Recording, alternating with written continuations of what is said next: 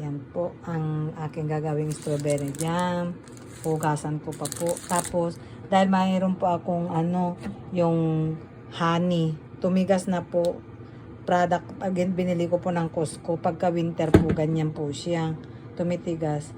Kaya ito po yung gagamitin kong panluto sa strawberry para magamit po yan.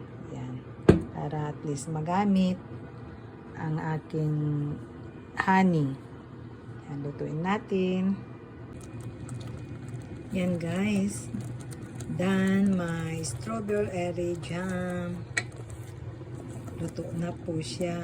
May bubbles po siya kasi may yung ganyan siya. Dahil po yung bubbles niya. Tapos nilagyan ko po kasi siya ng cinnamon. Kaya ang sarap ng bango. Saka iba yung lasa niya kasi may cinnamon po siya nilagay. Nilagyan ko ng cinnamon.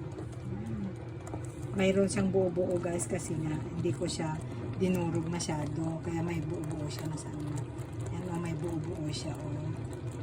Yan. Hindi ko siya dinurog lahat. Para may buo-buo siya.